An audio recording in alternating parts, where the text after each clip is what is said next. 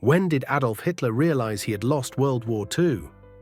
Was it when Soviet tanks surrounded Berlin in April 1945, D-Day in June 1944, or did he never truly accept defeat? The answer is more disturbing than you might think. Hitler didn't experience one moment of realization.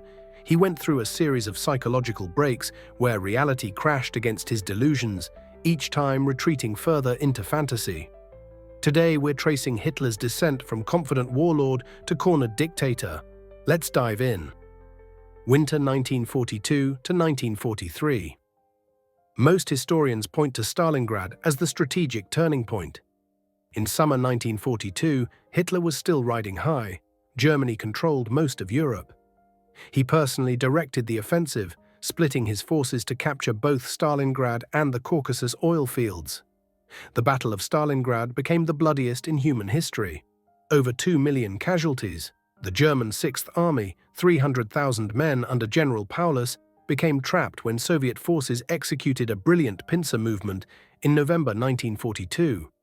Hitler had opportunities to save the Sixth Army by ordering a breakout. His generals begged him. Hitler refused. He declared Stalingrad a fortress that must never surrender. He promised air supply that never materialized. On February 2, 1943, Paulus surrendered. 91,000 starving, frozen German soldiers went into Soviet captivity. Only 6,000 would ever return. The realization, did Hitler recognize this as the beginning of the end? Not publicly. He declared 3 days of mourning, blamed his generals, and immediately planned new offensives. But Albert Speer, Hitler's armaments minister, later wrote that after Stalingrad, Hitler never again was the man he had been. But did he accept defeat? No, Hitler convinced himself Stalingrad was a setback, not a turning point. He believed Germany could still win through willpower and new weapons. July 1943. The last major German offensive, after Stalingrad, Hitler needed a victory to restore momentum. He chose to attack the Kursk salient. A bulge in Soviet lines, Operation Citadel became the largest tank battle in history. Hitler delayed the attack repeatedly, waiting for new Panther and Tiger tanks. This gave the Soviets months to prepare the most formidable defensive system ever constructed. The German attack, launched July 5, 1943, ground forward for a week before stalling completely. After Kursk, the Wehrmacht never launched another major offensive in the east, only retreat and defense. According to General Guderian, Hitler became increasingly nervous during Kursk. When it failed, Hitler blamed his generals for the plan he had personally approved. A pattern emerged: unrealistic plans, refusal to acknowledge problems, blaming subordinates when reality intruded, then immediate planning of the next decisive operation.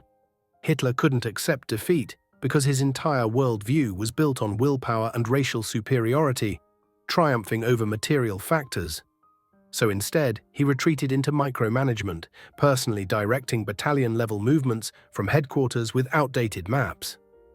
June 6, 1944, the Western Front. If Stalingrad was the turning point in the East, D-Day made Germany face an unwinnable two-front war. Incredibly, Hitler initially saw D-Day as an opportunity. He believed the Allies would land at Calais, not Normandy. When Normandy landings began, Hitler thought it was a feint. He refused to release panzer divisions, convinced the real invasion was coming at Calais.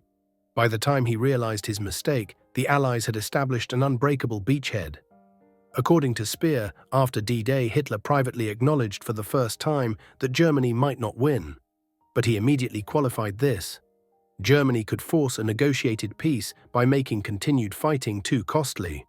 This was delusional. The Allies had announced they would accept nothing less than unconditional surrender. After D-Day, Hitler fixated on Wunderwaffen, miracle weapons, V-1 flying bombs, V-2 rockets, Me-262 jet fighters. These came too late and in too few numbers to matter, but Hitler seized on them as proof Germany could still win. July 20, 1944. The assassination attempt. Colonel von Stauffenberg placed a bomb under Hitler's conference table. It exploded, killing 4 people, but Hitler survived. Hitler saw his survival as divine providence. God had spared him because Germany's final victory required his leadership. The assassination attempt reinforced his messianic delusions rather than showing him even his officers had lost faith. After July 20th, Hitler trusted no one. He moved into the Führerbunker in Berlin, rarely emerging, directing phantom armies while refusing to hear bad news. December 1944. The Ardennes Offensive. By December 1944, Germany's situation was hopeless.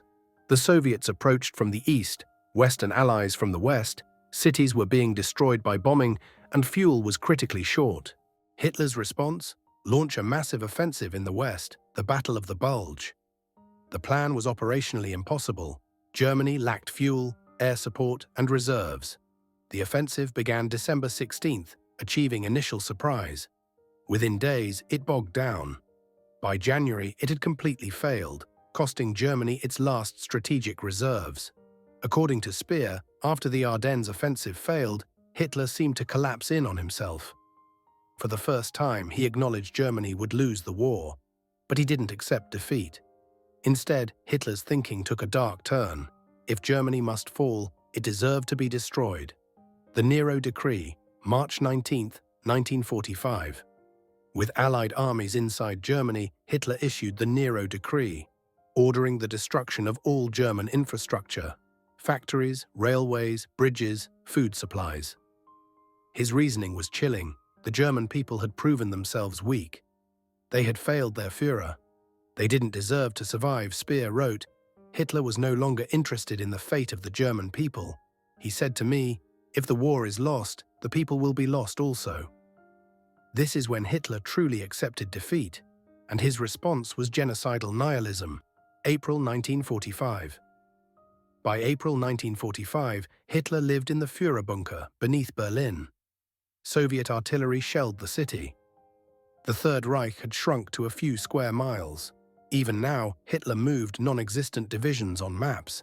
He raged at generals for failing to counterattack with troops that had ceased to exist.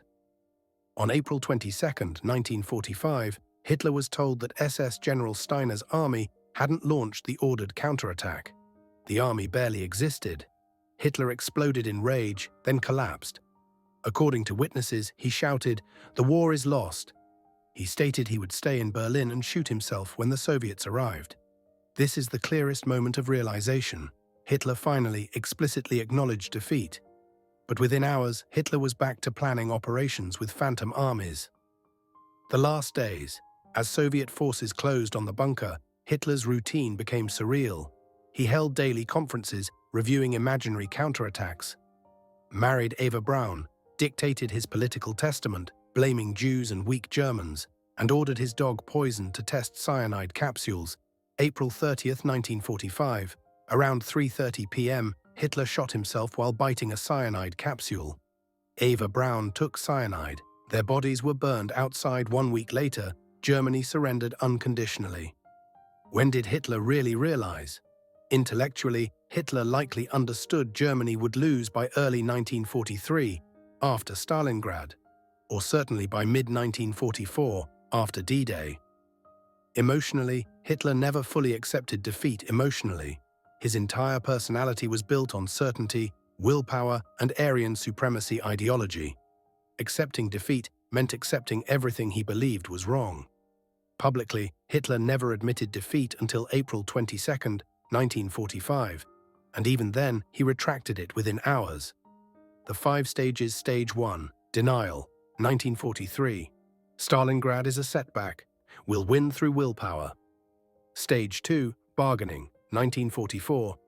We can't win total victory, but miracle weapons will force negotiated peace. Stage 3, Anger, late 1944 to early 1945.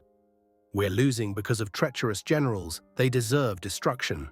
Stage 4, Brief Acceptance, April 22, 1945.